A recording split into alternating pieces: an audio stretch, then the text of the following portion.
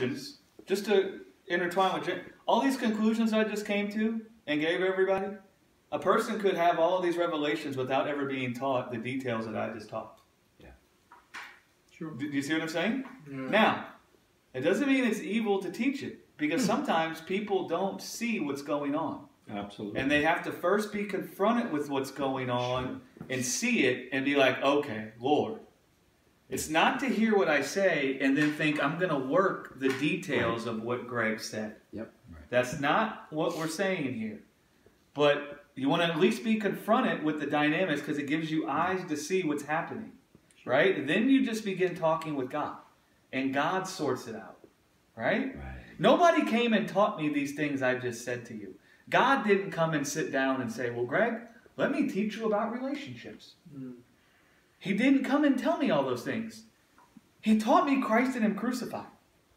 And what did we say at the beginning? In Christ is all the treasures of wisdom and knowledge. Yes. You know what begins happening? You find that you have wisdom about all things and you don't know where it came from. So what happens is, as you walk through life and experience life, Christ, the wisdom of God, discerns everything. Right? And guides you into the truth. Yeah. And gives you eyes to see. You're not blind. Right? Does that make sense? Yes. So, man, you can go back and listen to this message. But please, anyone that's here now or listens later, please understand, don't go back, listen to this message, think, let me work the things Greg just said. Right. Don't go back and think, let me write down all those steps that Greg said, and now I'm going to try to work those steps. Just ask yourself, do I believe what Greg said is true or not?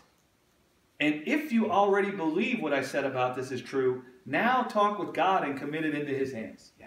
Right? Right. If you don't believe what I said is true, talk with God about that and find out which areas you don't believe, and talk with God about that. And maybe you could come and tell me something, and I could get it straightened out a little bit.